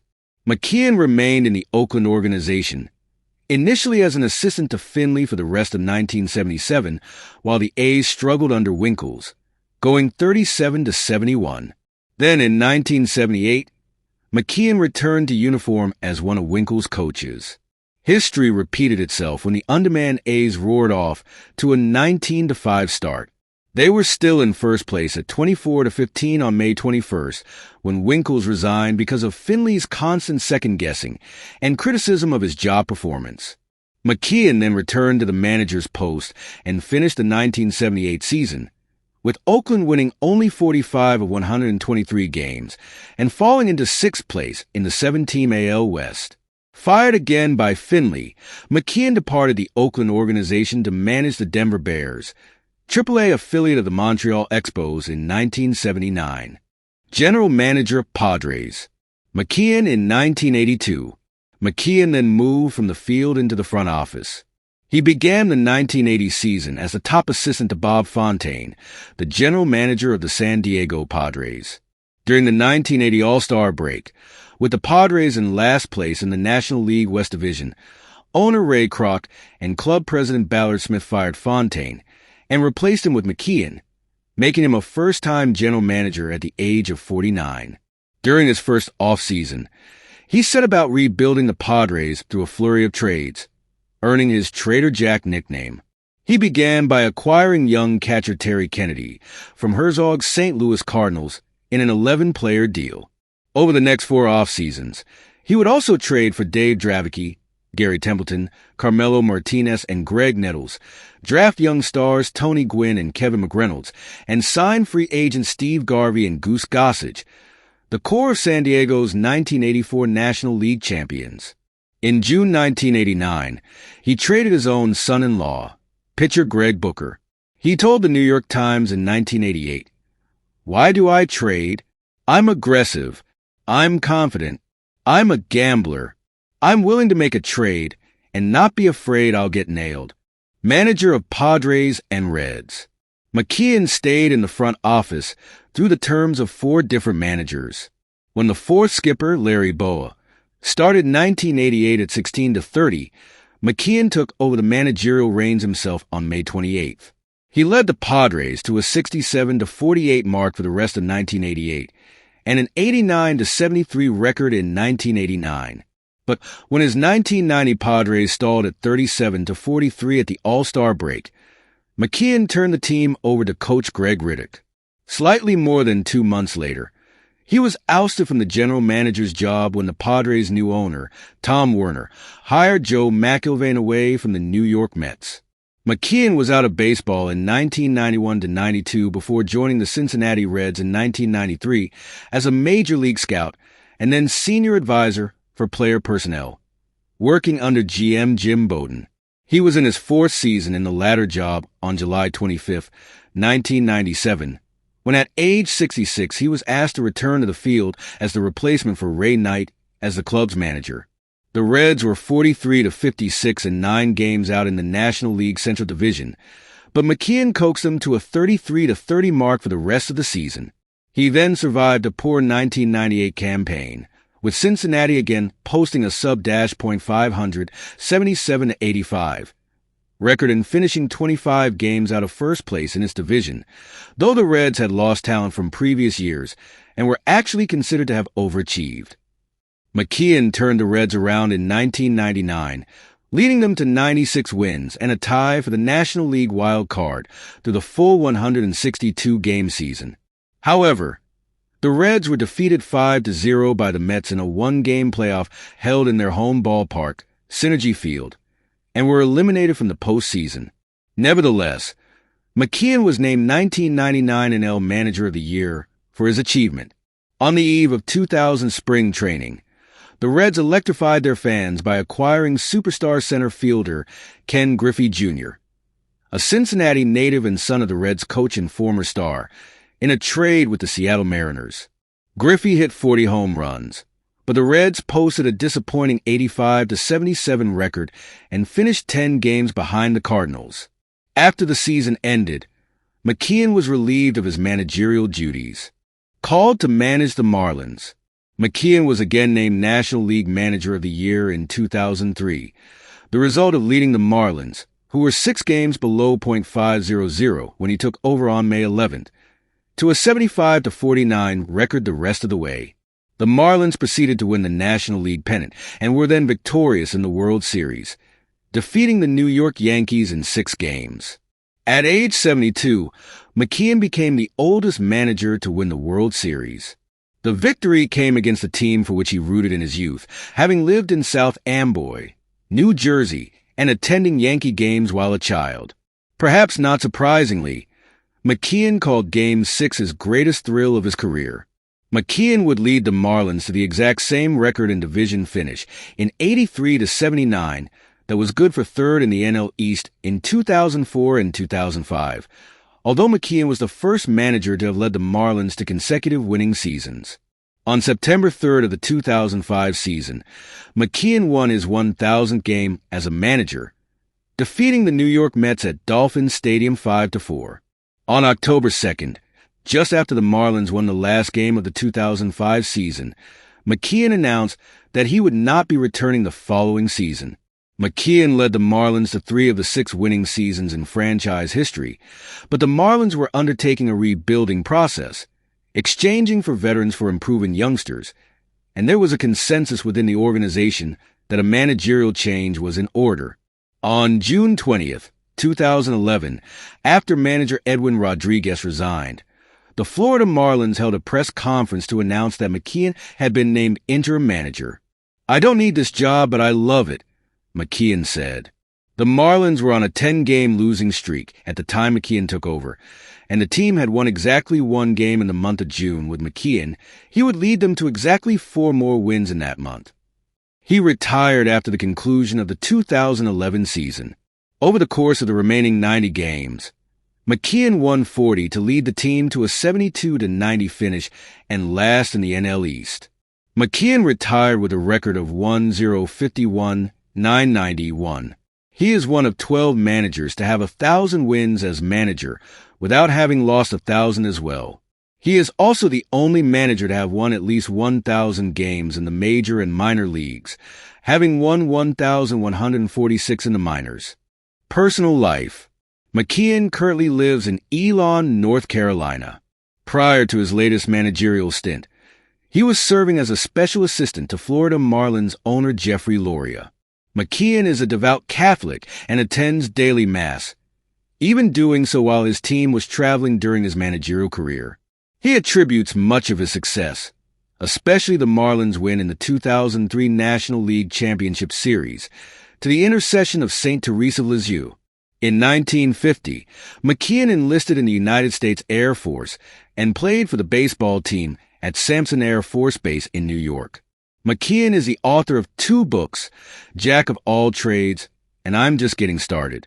McKeon's son, Casey, was a minor league catcher from 1989 to 1991 before becoming a scout. As of 2018, he is the director of player procurement of the Washington Nationals. Jack McKeon's grandson, Kellen, is a 2-time state champion wrestler for Chapel Hill High School and was the captain of the wrestling team at Duke University. McKeon has another grandson, Avery Booker, who is the head baseball coach for Greensboro College in Greensboro, North Carolina. On May 5, 2012, McKeon was inducted into the Fulton County Baseball and Sports Hall of Fame for his achievements with the Gloversville-Johnstown Glovers, in which he played for in 1950 and 1951 in Gloversville, New York. On Tuesday, May 26, 2015, McKeon was inducted into the Irish American Baseball Hall of Fame, along with former Royals slugger Mike Sweeney, broadcaster Dave O'Brien, New York Mets public relations executive Shannon Ford, and Bill Murray, the comedic actor and owner of several minor league baseball teams. In 2017, McKeon was elected into the Padres Hall of Fame. Well, that was another profile video. I hope you enjoyed. If you have any thoughts about Jack McKeon, let me know in the comments. I like to read them. Please remember to like, share, and subscribe. As always, until next time, keep one collecting. Bye.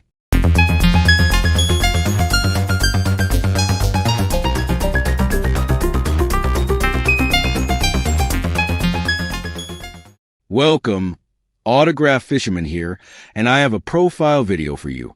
Today it is Bobby Bonilla, third baseman / right fielder. Born February 23, 1963, the Bronx, New York, U.S. Batted, switch.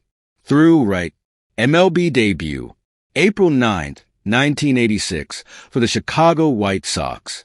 Last MLB appearance, October 7, 2001, for the St. Louis Cardinals. MLB statistics, batting average .279, hits 2010, home runs 287, runs batted in 173 teams. Chicago White Sox 1986, Pittsburgh Pirates 1986 to 1991, New York Mets 1992 to 1995, Baltimore Orioles 1995 to 1996, Florida Marlins 1997 to 1998, Los Angeles Dodgers 1998, New York Mets 1999, Atlanta Braves 2000, St. Louis Cardinals 2001. Career highlights and awards: 6 times All-Star, 1988 to 1991, 1993, 1995. World Series champion, 1997. 3 times Silver Slugger Award, 1988, 1990, 1991. Roberto Martin Antonio Bonilla, born February 23, 1963, is an American former professional baseball third baseman and outfielder who played in Major League Baseball from 1986 to 2001. Bonilla was one of MLB's best batters and overall top players in the late 1980s and early 1990s with powerful hitting strength, as well as a part of the highly successful and pen-contending Pittsburgh Pirates organization around the same time. Bonilla recorded impressive statistics in home runs, RBIs, doubles, extra base hits, and wins above replacement averages, as well as for all-star selections, 3 Silver Slugger Awards, and was a top candidate for the National League's Most Valuable Player Award during his tenure with the Pirates. He led the league in extra base hits 78 during the 1990 MLB season and doubles 44 during the 1991 MLB season. Bonilla signed with the New York Mets during the 1991-92 offseason, becoming the highest-paid player in the league at the time, earning more than $6 million per year. However, he struggled to live up to expectations with the Mets, which made the contract the subject of much criticism. And throughout the rest of his career, he played with the Baltimore Orioles from 1995 to 1996, reaching the American League Championship Series with the team in 1996. He earned 2 additional All-Star appearances and helped the Florida Marlins win the 1997 World Series. After being traded to the Los Angeles Dodgers partway through the 1998 season, he signed with the New York Mets for a second time in 1999. When the Mets wanted to release him at the end of the year, he negotiated a settlement whereby the Mets would pay him $1.19 million on July 1st every year from 2011 through 2035, a date that has become known in Mets fandom as Bobby Bonilla Day. He is also paid $500,000 by the Orioles every year from 2004 to 2028, due to them also having a deferred contract with him. After 2 more lackluster seasons, one each with the Atlanta Braves and St. Louis Cardinals, he retired at the end of the 2001 season. Through his 16 years in professional baseball, Bonilla accumulated a .279 batting average, with a .358 on-base percentage and a .472 slugging percentage. Playing career: Bonilla played baseball at Herbert H. Lehman High School in the Bronx and graduated in 1981. He was not selected in the 1981 Major League Baseball draft and spent a semester at New York Institute of Technology in Old Westbury, New York, pursuing a degree in computer science. He was signed by the Pittsburgh Pirates after being spotted by scouts at Thrift at a baseball camp in Europe. His rise to the Pirates farm system came to a halt during spring training in 1985 when he broke his right leg in a collision with teammate Bip Roberts. The Chicago White Sox then acquired him through the Rule 5 draft during the 1985-86 offseason, and Bonilla made his major league debut with the White Sox at the start of the 1986 season. Thrift, then the Pirates general manager, reacquired the unhappy Bonilla in exchange for pitcher Jose De Leon later that year. Bonilla also played from 1984 to 1988 with the Mayaguez Indians of the Puerto Rican Winter League. Pittsburgh Pirates. Bonilla became the Pirates' starting third baseman in 1987, but after committing 67 errors over his next 2 seasons, manager Jim Leyland moved him to right field. There he formed a formidable combination alongside stars Barry Bonds and Andy Van Slyke and helped propel the Pittsburgh Pirates to 2 of their 3 straight National League East Division titles from 1990 to 1992. From 1986 to 1991, Bonilla had a .284 batting average, with 868 hits, 191 doubles, 114 home runs, and 500 runs batted in. He led the league in extra base hits in 1990 and in doubles in 1991. In those years, he placed second and third, respectively, in National League MVP voting. Bonilla also won 3 Silver Slugger Awards and made the All-Star team 4 years in a row. On October 28, 1991, he became a free agent. New York Mets. Bonilla at Shea Stadium in 1994.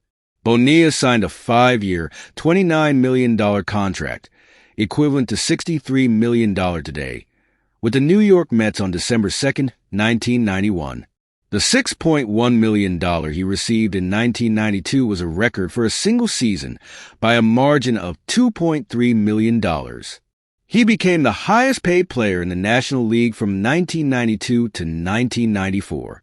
However, his offensive production diminished somewhat, finishing with a .278 batting average, 91 home runs, and 277 runs batted during his 3.5-year tenure with the Mets. Despite this, Bonilla ended up participating in 2 more All-Star games, 1993 and 1995, and hit a career-high 34 home runs in 1993. Bonilla's time with the Mets was marked by a contentious relationship with New York baseball media. In his introductory press conference after signing with the organization, he challenged them by stating, "I know you all are going to try, but you're not going to be able to wipe the smile off my face." On another occasion, he called the press box during a game to complain about an error that he was charged with. Baltimore Orioles. Bonilla was acquired along with a player to be named later, Jimmy Williams, on August 16th, by the Baltimore Orioles from the Mets in exchange for Damon Buford and Alex Ochoa on July 28, 1995. He helped the Orioles reach the 1996 American League Championship Series. Florida Marlins. Following the 1996 season, Bonilla was once again granted free agency and signed with the Florida Marlins, reuniting with his old manager Jim Leyland, where he helped the Marlins win the 1997 World Series. He returned to the Marlins for the 1998 season and batted .278 through 18 games. Los Angeles Dodgers. On May 14, 1998, the Marlins traded Bonilla to the Los Angeles Dodgers, along with Manuel Barrios, Jim Eisenreich, Charles Johnson, and Gary Sheffield, in exchange for Mike Piazza and Todd Zeile. Bonilla spent the rest of the 1998 season with the Dodgers, batting .237 with 7 home runs and 30 runs batted in. Returned to the Mets. In November 1998, the Mets reacquired Bonilla from the Dodgers in exchange for Mel Rojas. Again, his level of play did not measure up to expectations, and he had numerous clashes with manager Bobby Valentine over lack of playing time. His tenure in New York culminated in an incident during the 6th game of the 1999 NLCS, during which the Mets were eliminated by the Braves in 11 innings, while Bonilla sat in the clubhouse, playing cards with teammate Rickey Henderson after the latter asked him to relax him when he was taken out of the game. After his subpar 1999 season, the Mets released Bonilla, but still owed him $5.9 million. Bonilla and his agent offered the Mets a deal. Bonilla would defer payment for a decade, and the Mets would pay him an annual paycheck of just over $1.19 million on July 1st, starting in 2011 and ending in 2035, adding up to a total payout of $29.8 million. Some fans refer to these payments on July 1st as Bobby Bonilla Day. Mets owner Fred Wilpon accepted the deal mostly because he was heavily invested with Ponzi scheme operator Bernie Madoff, and the 10% returns he thought he was getting on his investments with Madoff outweighed the 8% interest the Mets would be paying on Bonilla's initial $5.9 million. As a result, the payout was a subject of inquiry during the Madoff investment scandal investigation when it came to light in 2008. Bonilla also has a second deferred contract plan with the Mets and Baltimore Orioles that was initiated in 2004 and pays him $500,000 a year for 25 years. Atlanta Braves. Bonilla signed with the Braves in 2000 and played a mostly uneventful 114 games for them. He achieved his highest batting average, .255, since the 1997 season, although he hit only 5 home runs, a far cry from his career high of 34. St. Louis Cardinals. In 2001, he was signed by the St. Louis Cardinals, but injuries reduced his playing time. He played his final game on October 7, 2001, and finished the season with a .213 average, 37 hits, 5 home runs, and 21 runs batted in. He retired after the season finished, citing injuries and reduced playing time as the main reason for his decision, contrary to common belief that Bonilla's injuries led to Albert Pujols making the Cardinals roster. Manager Tony La Russa stated that Pujols had earned a roster spot before Bonilla's injury issues. Overall, Bonilla finished his career with 1 championship, 6 All-Star appearances, 2,010 hits, 287 home runs, 1,173 runs batted in, and a career .279 batting average. Personal life. Bonilla married Migdalia, known as Millie, in the late 1980s. They had met at Herbert Lehman High School in the Bronx. They had 2 children together before divorcing in 2009. Philanthropy. In February 1992, Bonilla and his wife Millie started the Bobby and Millie Bonilla Public School Fund with $35,000. The fund benefits schools attended by Bonilla and his wife by contributing $500 for every run he batted in for the Mets. Bonilla participated in the Players Trust All-Star Golf Tournament, organized by Dave Winfield and Joe Mauer in 2014. Well, that was another profile video. I hope you enjoyed. If you have any thoughts about Bobby Bonilla, let me know in the comments. I like to read them. Please remember to like, share, and subscribe. As always, until next time, keep on collecting. Bye.